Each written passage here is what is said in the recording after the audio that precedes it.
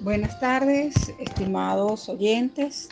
Es un gusto saludarles desde acá, desde Venezuela, a todos aquellos que nos siguen a través de nuestras redes sociales en Instagram, en Facebook, en nuestro blog digital, por nuestro canal de YouTube, por nuestras redes sociales como son la Fundación Conexión San Mateo y la Academia Conexión San Mateo. Somos Iglesia Cagua Cruzada Cristiana desde Venezuela, municipio Sucre, estado Aragua. Les saluda con mucho gusto y deseando que todos puedan ser fortalecidos en este día, la pastora Luisa Bargeni Ramírez. Hoy estaremos compartiendo con ustedes un tema que tiene como título El reposo donde Dios quiere llevarnos.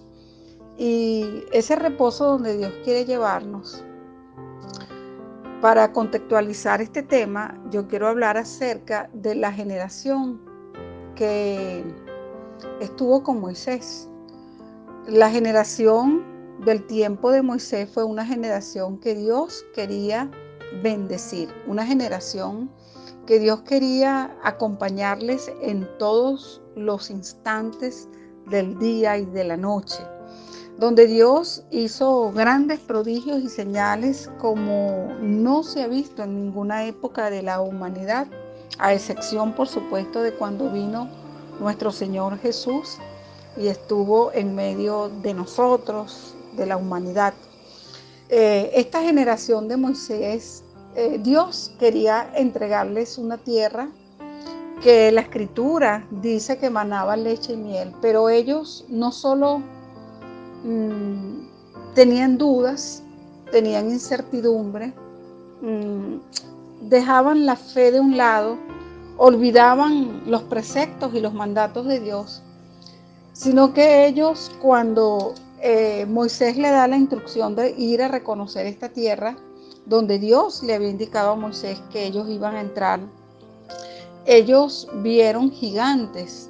Dicen que esa tierra estaba habitada por gigantes y que ellos vinieron, recordemos en el contexto de esta parte de la escritura, que fueron enviados a un grupo a espiar la tierra, y el reporte que viene de allá para acá pues es un reporte totalmente desalentador, donde ellos dicen que habían gigantes y que era imposible penetrar esta tierra. Sin embargo, yo hoy quiero hacer énfasis en esos gigantes que ellos vieron, que más que gigantes físicos estaban introducidos en el corazón de aquel pueblo, cuya característica la sabemos a través de la lectura, pues, de todos los actos, los hechos históricos de la Biblia, así como los historiadores de la época, como Josefo. Pues nosotros vemos que esta generación se caracterizó por ser incrédula, por tener endurecimiento de su cerviz, pues eran gente tenaz, terca, con mucha necedad. Ellos se caracterizaron por ser orgullosos y particularmente por ser una generación desobediente, llena de altivez, porque ellos le hacían demandas a Dios cada vez de distintos tipos. Recordemos que si Dios le daba maná, ellos querían codornices, y si Dios les daba carne y maná, entonces ellos querían agua. Pues siempre estaban haciendo demandas y realmente no muestran una actitud de agradecimiento. Entonces eran desobedientes, eran altivos, y la rebelión los llevó a esto que yo vengo mencionando, que se llama murmuración, y que la murmuración trae estancamiento, paralización y muerte dentro del ámbito espiritual. Había mucha contradicción constantemente entre ellos, y estos gigantes que yo he mencionado, que no son los gigantes físicos que habitaban aquella tierra, sino los gigantes que estaban anidados en el corazón de aquella generación, hizo que esta generación fuera derrotada y vagara 40 años en el desierto, aunque habían visto las señales más prodigiosas que el Dios del cielo, el que nosotros invocamos y que está vivo, había hecho.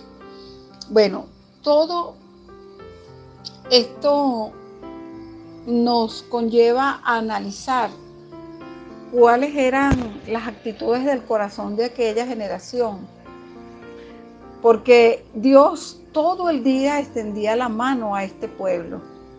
Y dice la palabra que Dios los quería meter en la tierra prometida, en su reposo, en su bendición, en su abundancia. Mas, sin embargo, vamos a ver cómo esta generación llevó a Dios al punto de jurar que ese pueblo no entraría a su reposo y que ellos cada vez más estaban alejados de Dios. Mueren los padres, inclusive los hijos, y cuando vemos el reporte de aquel pueblo, solo 2 personas de esta generación dieron buenas nuevas y dijeron, como fue Josué y Caleb, que sí era una tierra que manaba leche y miel. Y bueno, en el contexto del tema que es el que estoy tocando, el reposo donde Dios nos quiere llevar, yo quiero hablar del Salmo 95, versículo 9 al 11, donde dice, donde me tentaron vuestros padres, me probaron y vieron mis obras. 40 años estuve disgustado con la nación y dije, pueblo es este que divaga en su corazón y no ha conocido mis caminos. Por tanto juré en mi furor que no entrarían en mi reposo. Bueno, como podemos ver, el reposo del que habla el Señor es el reposo de estar en el centro de la voluntad de Dios y estar bendecidos, socorridos, sustentados y auxiliados por Él, más por las actitudes del corazón. Quizás nosotros mismos somos la primera fuente de paralización, de estorbo, para que podamos entrar en ese reposo, en esa tranquilidad, en esa bendición que es el reposo de Dios. Y contextualizando este tema del reposo de Dios y de lo que Dios les dijo a ellos en el Salmo 95, del versículo 9 al 11, yo quiero ir y contextualizar esto en Primera de Corintios, porque cuando estamos hablando en el Salmo 95 y estoy describiendo Israel, bueno, estamos hablando, por supuesto, del Antiguo Testamento. Sin embargo, vamos a ver cómo en el Nuevo Testamento, y ya no hablándole a Israel, sino a la iglesia, conseguimos que Pablo se encuentra con una dificultad tremenda con la nación en la cual se había plantado la iglesia de los Corintios. Y yo quiero hablar de Corintios capítulo 10, versículo 1, que dice lo siguiente: porque no quiero, hermanos, que ignoren que nuestros padres todos estuvieron bajo la nube y todos pasaron el mar. Vemos como Pablo hace alusión a la generación israelita que había vivido 40 años vagando en el desierto, pero habían estado bajo la nube y habían pasado por medio del mar. Y bueno, vamos a estar analizando cómo habla Pablo desde 10, versículo 1, hasta el versículo 11. Continúa diciendo en el 2, y todos en Moisés fueron bautizados en la nube y en el mar, y todos comieron el mismo alimento espiritual, y todos bebieron la misma bebida espiritual, porque bebían de la roca espiritual que los seguía, y la roca era Cristo. Pero de los más de ellos no se agradó Dios, por lo cual quedaron postrados en el desierto. Mas estas cosas sucedieron como ejemplo para nosotros, para que no codiciemos cosas malas como ellos codiciaron. ni seamos idólatras como alguno de ellos, según está escrito. Se sentó el pueblo a comer y a beber y se levantó a jugar. Ni forniquemos como algunos de ellos fornicaron y cayeron en un día 23,000. Ni tentemos al Señor como también algunos de ellos le tentaron y perecieron por las serpientes. Ni murmures como algunos de ellos murmuraron y perecieron por el destructor.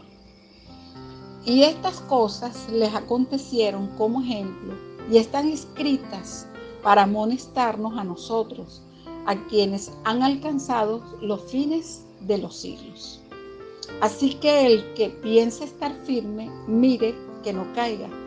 Bueno, aquí podemos ver las características del corazón de esta generación que vio los prodigios más contundentes que registra la Escritura y cómo sus corazones divagaban y cómo ellos, a pesar de tener cara a cara la sobrenaturalidad del poder de Dios, persistieron en hacer lo que no agradaba a Dios, por lo cual esa generación pereció.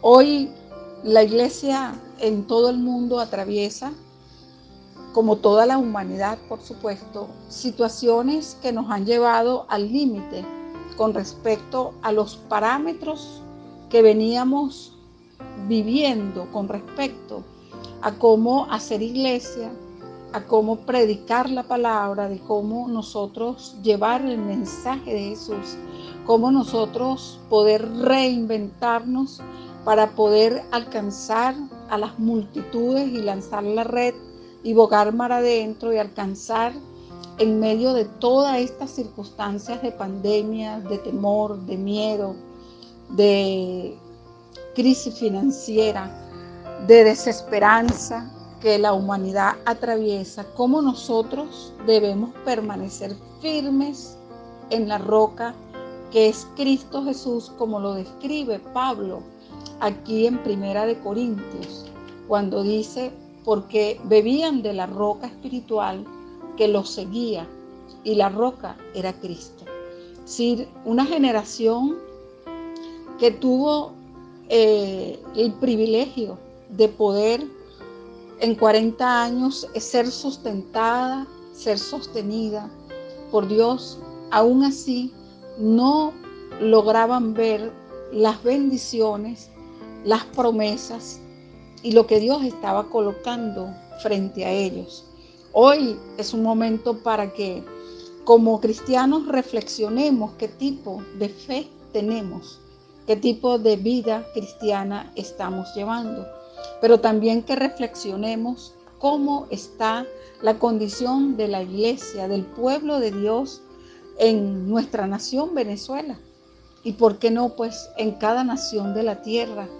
Yo puedo analizar y ver que la pandemia, los fenómenos naturales y todo lo que está aconteciendo entre nación y nación son señales inequívocas de que estamos en un tiempo espiritual puntual donde es necesario que prevalezcamos firmes en la fe y que estemos dispuestos a continuar la carrera, a proseguir la meta y a alcanzar y arrebatar la corona de la vida, porque el Señor nos ha llamado para permanecer hasta el fin haciendo iglesia en cada uno de los lugares donde Él nos ha llamado. Estamos en Venezuela, es aquí donde nos corresponde hacer iglesia, es aquí donde plantaremos las verdades espirituales de Jesucristo y estaremos conforme a la grandeza y al poder de Él, haciendo lo que el Señor ha determinado que hagamos. Porque si bien es cierto que hay aspectos de crisis, también es cierto que podemos testificar de las obras de Dios para con nosotros. Podemos hablar acerca de cómo Dios ha guardado la nación y la iglesia. Y nosotros debemos estar muy claros que afirmando nuestros pies en las sendas de justicia por medio de Cristo Jesús y reconociendo el poder de esa salvación tan grande que Él nos ha otorgado, la cual es por medio de la fe, y la gracia, que es gratuita, porque ya Él nos las entregó de una vez y para siempre. Debemos entender que Él anuló todo decreto que nos era contrario. Por lo que yo quiero citar el libro de Colosenses, capítulo 2, en su versículo 14, que dice: anulando el acta de los decretos que había contra nosotros, que nos era contraria, quitándola de en medio y clavándola en la cruz. Y continúa diciendo el 15 al 17, y despojando a los principados y a las potestades los exhibió públicamente, triunfando sobre ellos en la cruz. Por tanto, nadie nos juzgue en comida o en bebida o en cuanto a días de fiesta, luna nueva o día de reposo, todo lo cual es sombra de lo que ha de venir, pero el cuerpo es de Cristo Jesús. Nosotros somos la iglesia de Jesucristo. Nosotros vamos a atravesar todas estas circunstancias y vamos a salir y vamos a entrar a la tierra prometida. Vamos a arrebatar las promesas que la Escritura ha determinado que son para aquellos que somos llamados hijos de Dios. Hoy yo quiero hacer un llamamiento a los que me escuchan. Si tú has aceptado a Jesús, pero no has determinado vivir conforme a su palabra, es tiempo de que te vuelvas de ese camino y decidas caminar de manera recta delante de Dios, haciéndote de todos los diseños y de toda su palabra para que puedas ver días de bendición y para que puedas entrar en el reposo de Dios.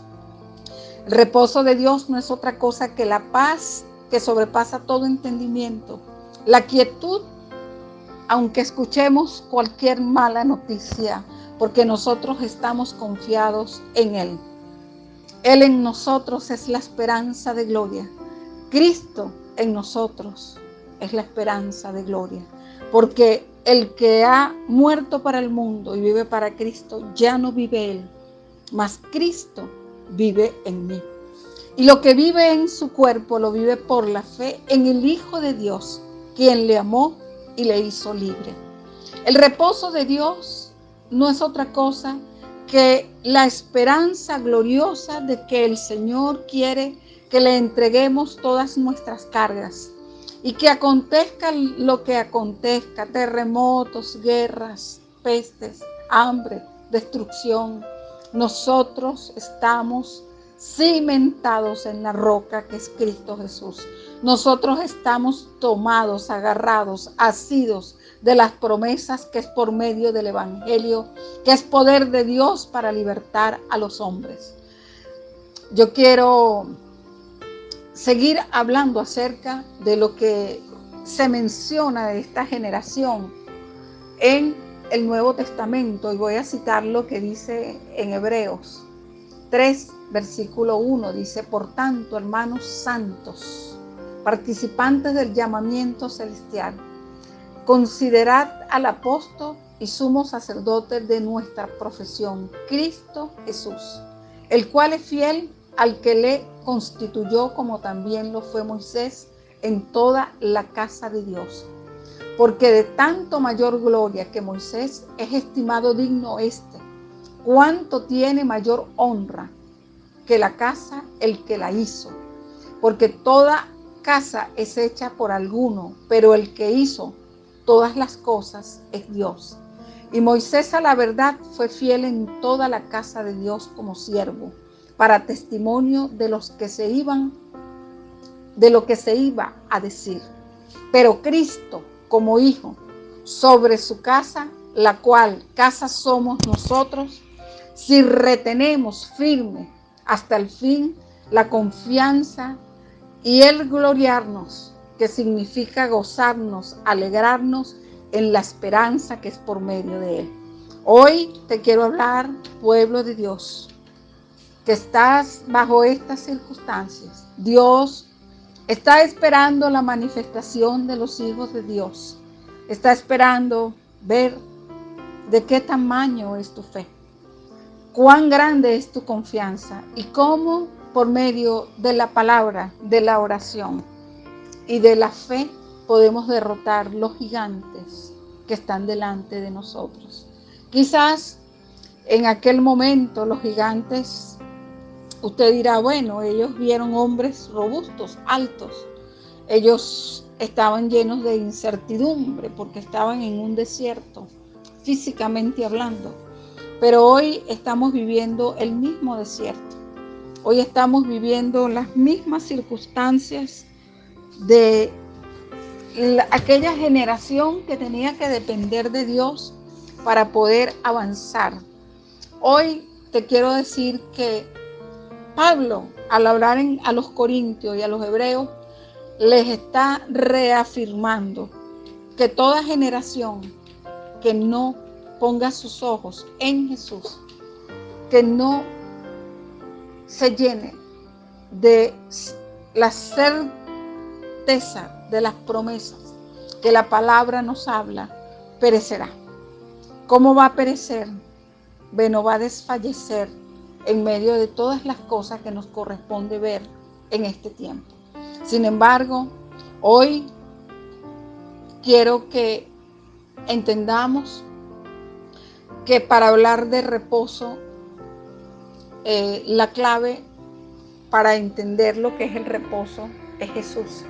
La palabra hebrea Sabbat significa descanso, o parar o dejar de trabajar. El origen del día de reposo se remonta a la creación.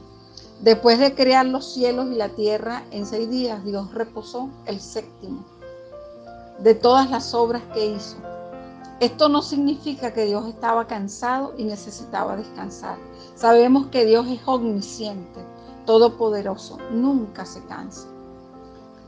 Pero Él determinó en su soberanía que en el séptimo día se iba a reposar de aquella gran obra que hoy es el planeta Tierra y todo lo que en él existe. Y nosotros debemos vivir de manera tal que podamos comprender qué significa el reposo de Dios. Significa estar confiados, estar tranquilos, estar entendiendo que todo lo que nos acontece, sea bueno, sea regular, sea muy malo, todo está en el plan de Dios para la humanidad.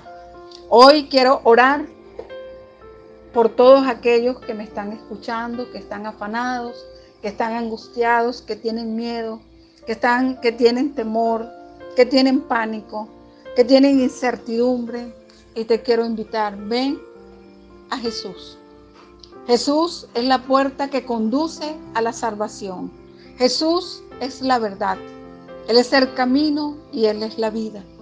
Y si eres cristiano, con mucha más razón, porque conoces la palabra, yo te invito a que te afirmes y entiendas que todas las cosas están bajo el poder, el señorío y la soberanía de aquel que nos ha llamado. Hoy te llamo a que puedas descansar y reposar y entender que todas las cosas están determinadas en la eternidad ya de una vez. Y que nosotros estamos en las manos de un Dios vivo, de un Dios que nos ama, de un Dios que anhela que vengamos a sus pies. Hoy oro por aquellos que están angustiados, que están afanados, que están sin descanso, para que entren en el reposo de Dios por medio de Jesucristo. Todo aquel que confiese que Jesús es el Señor y que Dios el Padre le levantó de los muertos, ese será salvo. Y todo aquel que ha entrado en el reposo de Dios, le digo, cada día tiene su propio afán y cada día nuevo tiene la virtud de que Cristo llevará por nosotros la carga. Hoy oro y clamo, Padre bueno y santo, por todos los que me escuchan, para que tú puedas hacernos entender la magnitud de lo que significa el reposo, la paz, la quietud, la esperanza que viene por medio de Jesucristo, el Hijo de Dios. Oro, Señor, en esta hora por las naciones de la tierra. Oro por el pueblo y la iglesia de Jesucristo en la tierra. Estoy clamando, Señor, por los niños, por los jóvenes. Estoy clamando, Padre Santo, por cada matrimonio, por cada familia, para que nos pueda ser revelado no solo en la mente, sino en el corazón y en nuestro espíritu, el reposo que viene por medio de ti. Que esta generación que vive posterior a los 73 años de haber sido refundado Israel pueda comprender el tiempo señalado escatológicamente por la palabra y poder estar quietos y reposados y confiados de que todo esto va a suceder porque escrito está, mas sin embargo nosotros seremos guardados. Estaremos en el centro de la voluntad de Dios, haciendo conforme Él ya lo ha señalado para cada uno de nosotros. Padre Santo, Dios Todopoderoso, Creador del cielo y de la tierra, oro en esta hora, amado Rey, por todos los que nos escuchan. Oro por cada nación que está rogando a ti para que tú intervengas. Oramos en el nombre de Jesús por cada persona que está en eminencia, para que seas tú dirigiendo y estableciendo en sus corazones tu verdad. Padre, en el nombre de Jesús, oramos y remitimos todas las situaciones a las cuales estamos expuestos a ti, Señor, porque tú eres quien lleva nuestras cargas. Y la carga contigo es ligera, es sencilla, es confiar en ti. Señor, en el nombre de Jesús, bendigo a todos los que nos escuchan desde cualquier lugar y te pido que el reposo de ellos venga por medio de que ellos se encuentren contigo. Que se encuentren contigo, Jesús. Jesús, tú eres nuestra esperanza, nuestro reposo, tú eres nuestro alivio en medio de toda esta tribulación. Somos vanguardistas del Evangelio y predicamos a Jesús siempre. Bueno, me despido de ustedes hasta el próximo mensaje, esperando que este reposo usted lo pueda experimentar, porque no hay nada mejor que ello.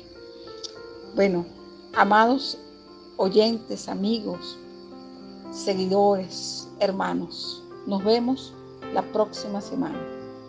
Dios mediante.